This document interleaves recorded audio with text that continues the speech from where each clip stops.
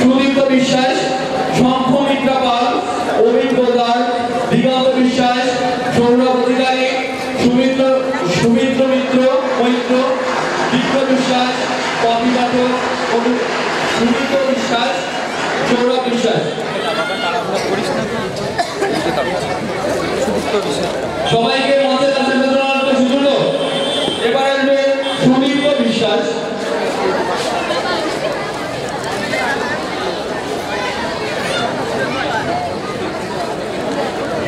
দাদা একটু সাইড করেন।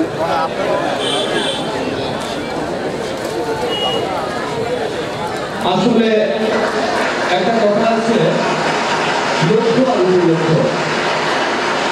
সত্য কথা বলতে কি আমাদের লক্ষ্য হচ্ছে এটা। আর যারা গান শুনতে এসেছে বা বিনোদিত হতে এসেছেন,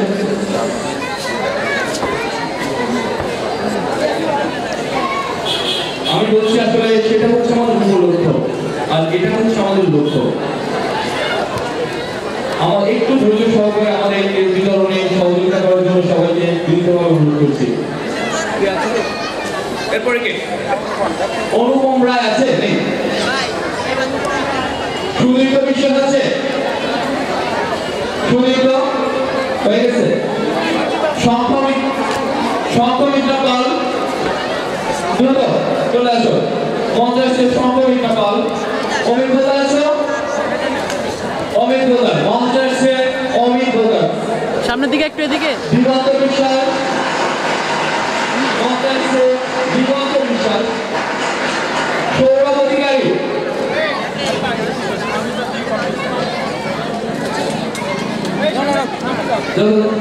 অভিজ্ঞতা।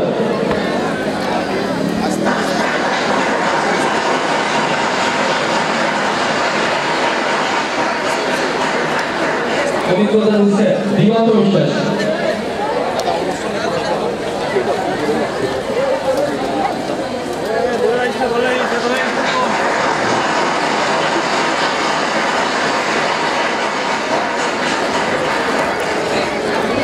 সৌরভ অধিকারী।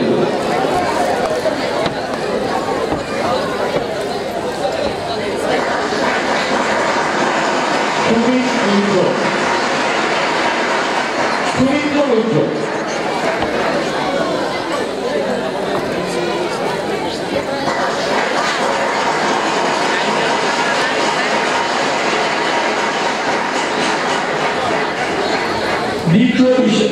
দীপ্ত বিশ্বাস। আচ্ছা, এই দলটার তো ফ্যান দিতে ওরা কি করবে?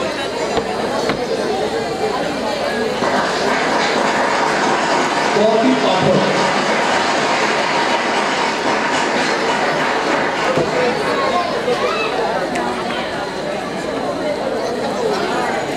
সুমিত বিশ্বাস।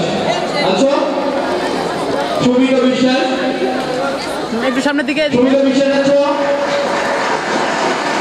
সুমিত বিশ্বাস চলে আসছে। সৌরভ বিশ্বাস আছো?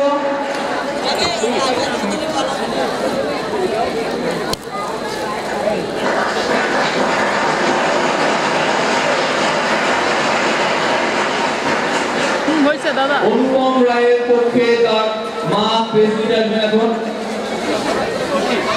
অনুপম রায়ের পক্ষে এখন প্রেসিডেন্ট তার পিসি লিপিকা গোস্বামী। অনুপম রায়ের পক্ষে আসছে তার পিসি লিপিকা গোস্বামী।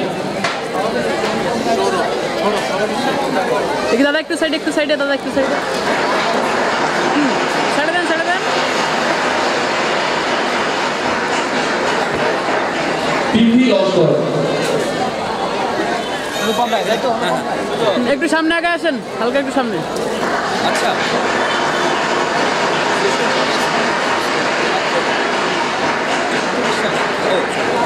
অন্তি বিশ্বাস।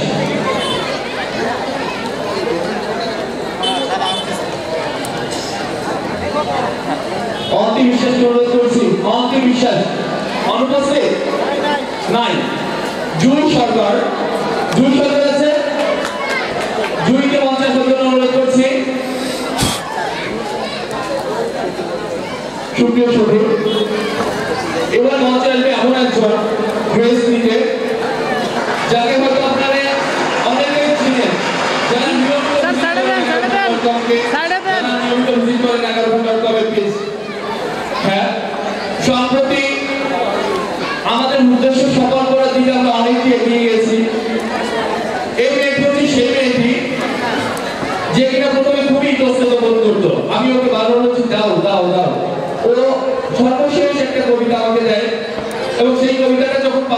সেটা অনেকেই লাইক করে, কমেন্ট করে।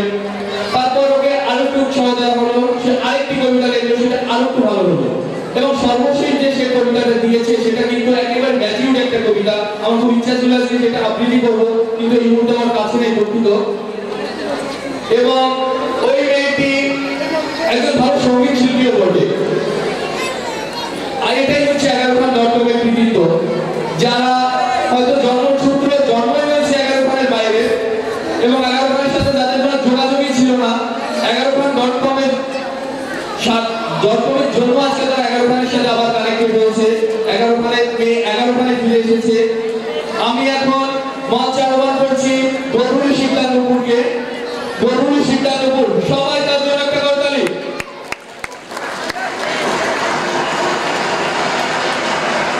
সে এখন